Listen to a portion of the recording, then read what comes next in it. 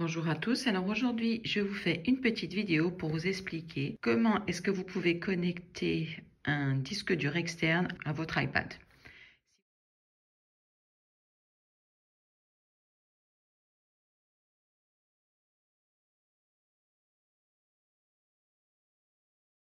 C'est que vous ne pouvez pas acheter n'importe quel disque dur, vous ne pouvez pas avoir un disque dur qui se transfère des fichiers hyper rapidement. L'idéal c'est de ne pas dépasser les 5500 tours par minute. Donc si l'information n'apparaît pas sur le site vendeur, vous envoyez un mail et vous leur posez la question. En tout cas, sachez que moi, j'ai pris ceux de la compagnie parce que c'est une marque que j'utilise depuis très longtemps. Et j'ai essayé tout plein de marques et à chaque fois, les disques durs, je me retrouve à ce qui cesse de fonctionner ou il suffit de les déconnecter, j'oublie parce que je me trompe. Alors, c'est un peu délicat, justement, faites attention à ça. Alors là, c'est la partie que j'aime beaucoup avec la compagnie. Le câble, il est orange. J'en ai un deuxième, le câble est noir. Et je lui ai mis un petit rappel parce que quand vous connectez, alors si vous utilisez vos disques durs externes sur votre Mac, vous allez les connecter l'un à côté de l'autre. Et ça fait déjà au moins 2-3 fois que je pense déconnecter le fil de charge et en fait je déconnecte mon disque dur externe, ce qui est absolument pas bon à ne jamais faire. Mais vous voyez, pour le coup avec la compagnie, je l'ai déjà fait avec mon disque dur externe de la compagnie, je l'ai déjà fait 2-3 fois. Bon, maintenant, il faut vraiment plus que ça arrive, parce qu'un jour, ça va, mon disque dur d'externe, il va plus fonctionner. Je vais tout perdre. Tout s'est bien passé. Alors que je l'avais fait avec une autre marque, le WD, je crois que c'est ça. Oui, c'est Western Digital. Je l'ai fait une fois, parce que je ne sais pas ce qui s'est passé, ça a complètement bugué. J'ai tout perdu. Je n'ai irrécupérable le disque. Parce que malheureusement, même si sur le site d'Apple, on vous dit qu'avec l'USB 4, oui, Thunderbolt 4, vous pouvez, c'est tout le transfert de données est hyper rapide. Malheureusement, je crois qu'elles sont un petit peu bridées et j'ai vu ça dans différentes vidéos également sur YouTube d'autres personnes qui ont exactement le même sentiment que oui, c'est possible, mais en réalité, ce n'est pas le cas. Si vous prenez un disque dur qui peut tourner à 10 000 tours par minute, apparemment, ça chauffe énormément. Donc, danger, on ne veut pas ça. Ceci, donc là, je vais vous le mettre ici. De toute façon, je vous mettrai le lien en bas. C'est celui que j'ai acheté. J'ai les deux. J'ai pris, donc, c'est la compagnie USB-C. Bon, là, j'ai pris un 2 tétraoctets parce que je vais en profiter. Hein. De toute façon, c'est toujours plus intéressant financièrement que le cloud. J'ai toujours un cloud. Mais si je veux avoir beaucoup plus d'espace, là je commence à être limitée, il me faut, je veux arrêter de dépenser plus tous les mois. Je préfère faire un achat et pouvoir mettre tout ce que je veux à l'intérieur. Surtout quand vous faites si vous faites des vidéos comme moi, ça prend beaucoup de place et je ne veux pas mettre ça sur le cloud. Je ne veux pas polluer mon cloud avec des photos, des vidéos, je veux dire, pour que je veux poster sur YouTube, etc.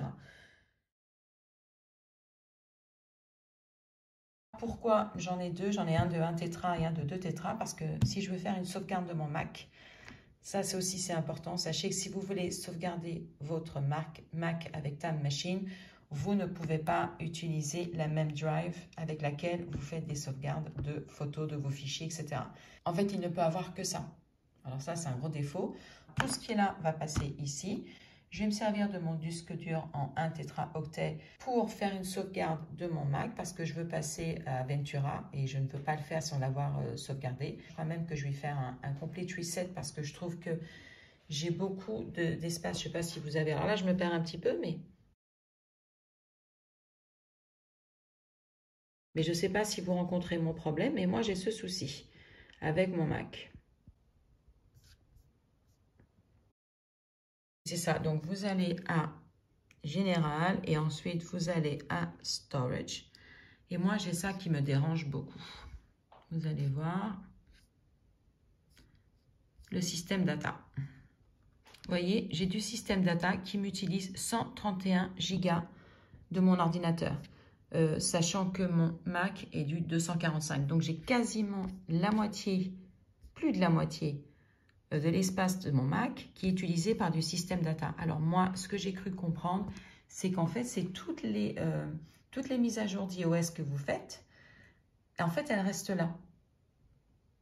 Donc là, par exemple, je veux passer au Ventura, je ne peux pas, je n'ai pas la place, ce qui n'est pas normal. Hein. Ça devrait pas, dès que vous faites une nouvelle mise à jour, l'ancienne devrait être retirée. Alors apparemment, on les cumule. Je veux être sûre de ça. Je pense que je vais faire un factory, je vais mettre mon Mac à 0 complètement et je vais télécharger directement l'iOS Ventura pour voir si j'arrive à libérer cet espace. Donc, je vais essayer de comprendre ce qui se passe. Si j'arrive à découvrir, bien évidemment, je posterai une petite vidéo. Donc, voilà pourquoi j'ai dû racheter un disque dur. Donc, maintenant, passons à la partie qui nous intéresse. Alors, la première chose que je vais faire, c'est le connecter à mon iPad. Donc, je ne vais rien faire sur le Mac pour le moment. Comme ça, je vais en profiter, je vais vous montrer un petit peu. Et donc, je le connecte là sur...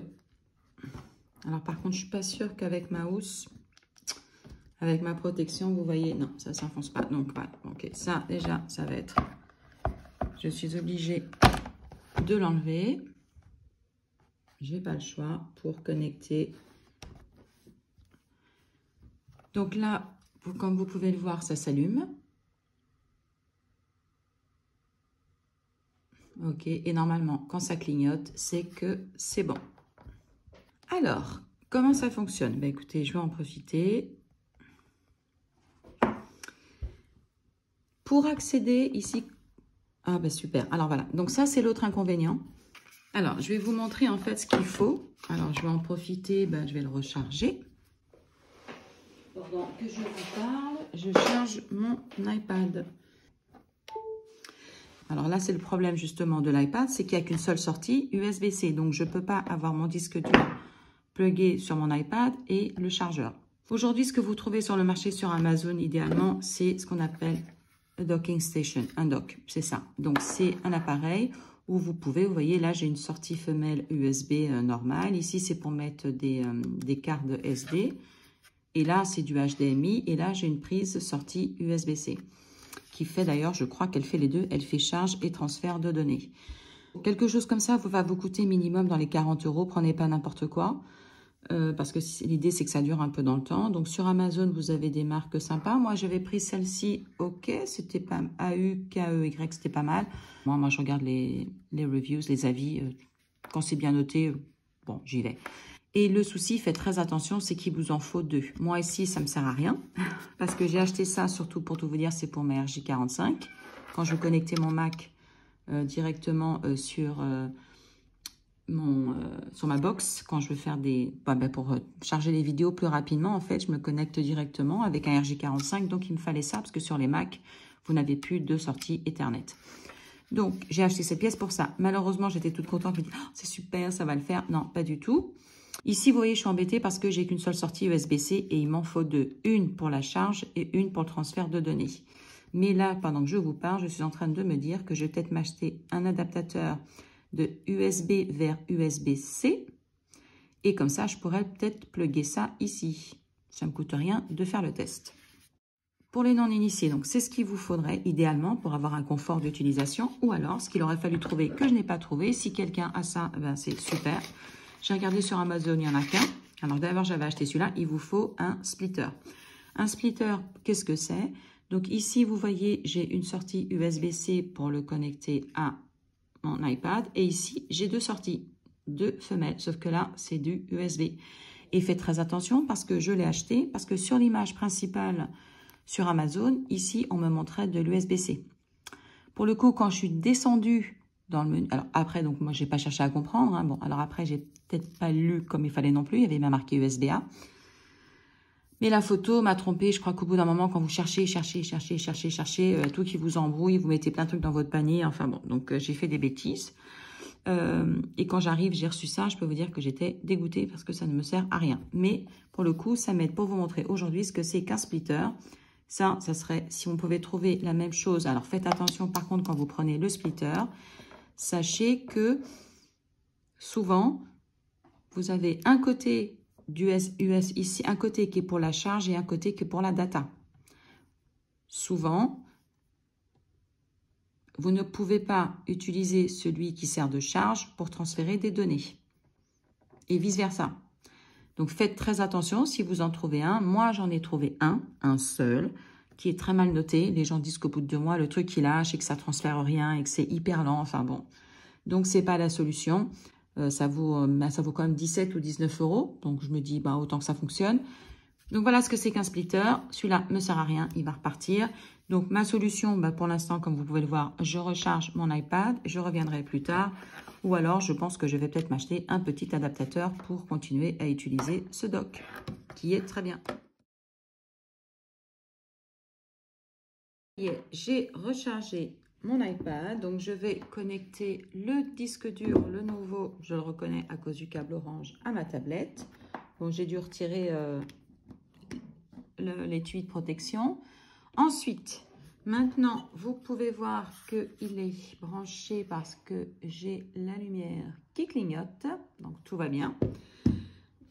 Alors, je vais venir dans mon application photo. Donc, je vais faire, pour le sauvegarder dans mon disque, je viens ici, je fais enregistrer dans fichier. Et là, vous voyez, j'ai mon disque de la compagnie qui apparaît. Là, j'ai déjà une photo et je fais juste enregistrer. Maintenant, pour voir les photos qui sont accédées à ce qu'il y a à l'intérieur de mon disque, je viens ici, je vais faire fichier. Ok, on ferme. Là, j'ai la compagnie qui apparaît ici. Et regardez, ma photo, elle est là. Maintenant, si je veux la renvoyer sur mon iPad, tout ce que j'aurai à faire, c'est enregistrer l'image ou enregistrer dans fichier, je la mettrai ailleurs. Donc, si je fais enregistrer dans fichier, je choisis si je veux que ce soit sur mon iPad, sur le cloud ou à nouveau sur la compagnie, ce qui serait ridicule parce que là, je consulte. Ou tout simplement, je fais enregistrer l'image et ça sera dans mon album photo. Et ici, OK. Donc, vous voyez, ici sont les applications. Vous voyez, c'est le logiciel qu'il faut lancer quand on se connecte au Mac. Donc, voilà. Si je suis dans le Cloud Drive et que je vais faire voir ce que je peux faire, on va voir ici. Donc, je sélectionne ça. Non, on va faire comme ça. Ici, copier. Est-ce que je peux faire du coller? On va tester, hein. Et là, est-ce que je peux coller? Voilà. Ici, je vous mettrai en bas dans le descriptif ce lien. Et en fait, ici, ça vous explique, alors là, c'est en anglais, mais je vous le mettrai en français. Ça vous explique en fait toutes les actions qu'on peut faire dans l'iPad avec votre disque dur. Donc, comme je vous l'ai expliqué, pour le retirer, moi, pour l'instant, j'ai rien de spécial, donc je vais le faire comme ça. Vous avez juste, vous l'unplugger. Il a fait un petit bruit et c'est fait. Idéalement, je répète, il conseille sur cette page web d'éteindre l'iPad idéalement et ensuite de retirer le disque dur, de le déconnecter.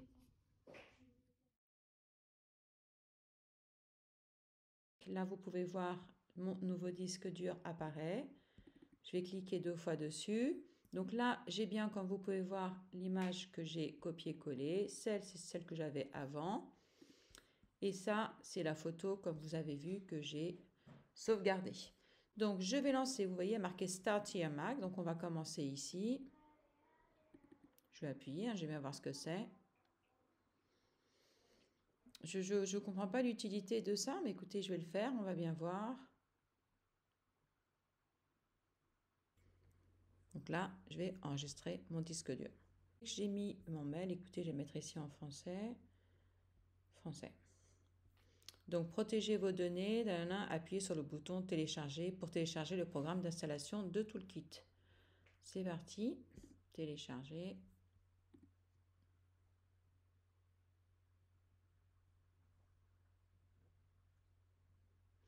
Donc, Toolkit vous assiste en toute convivialité dans la synchronisation de vos données entre des dossiers miroirs.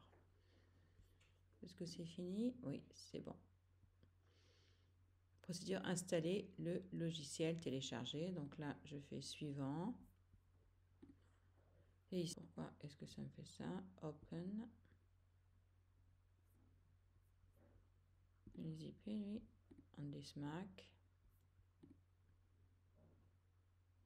Ah, il est là. J'accepte, continue.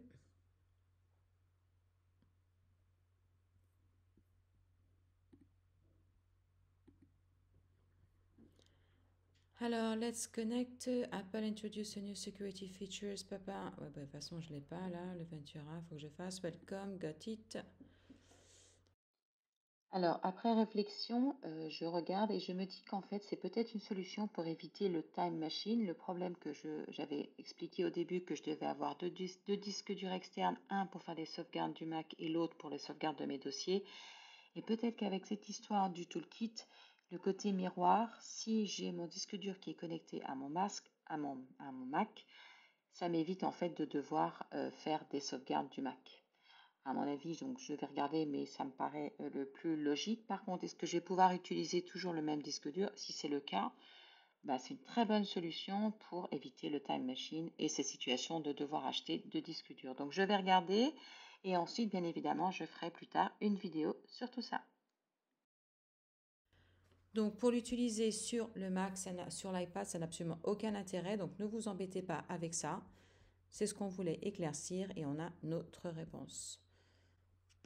Donc, je sors d'ici. Donc, tout simplement, vous ignorez. Donc, quand vous allez ouvrir votre disque dur, vous ignorez ces étapes-là. Vous pouvez à la rigueur enregistrer votre disque dur sur créer un compte. C'est toujours utile. Après, vous ignorez tout le reste de la procédure. Et vous faites ce que je vous ai montré plus tôt. Et au pire, vous créez un petit dossier ici pour pas que ça vienne vous embêter. Vous faites nouveau dossier et vous marquez la compagnie tout simplement. Logiciel.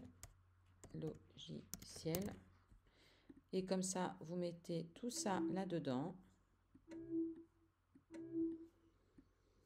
Et vous l'ignorez juste éventuellement si un jour vous voulez l'utiliser avec votre Mac.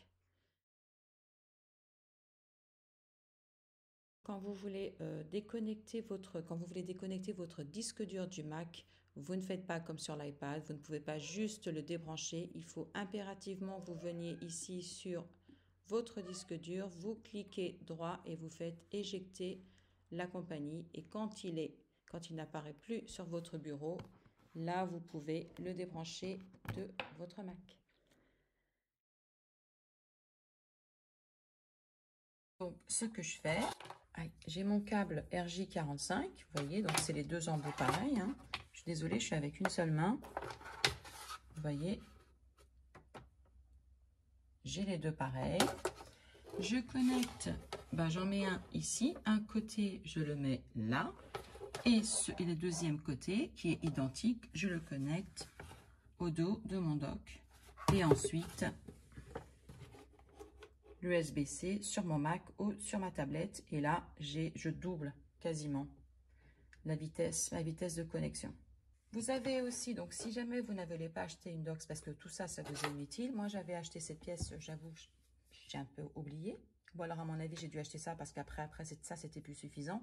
Mais j'ai également cette pièce qui fait le même effet. C'est juste que j'ai seulement le RJ45 dessus. J'ai pas toutes les options que m'offre le dock de rajouter d'autres appareils à mon Mac ou à ma tablette. Mais c'est exactement la même chose et ça coûte moins cher, bien sûr. J'espère que cette vidéo vous aura été utile. N'hésitez pas à laisser des commentaires. À très bientôt.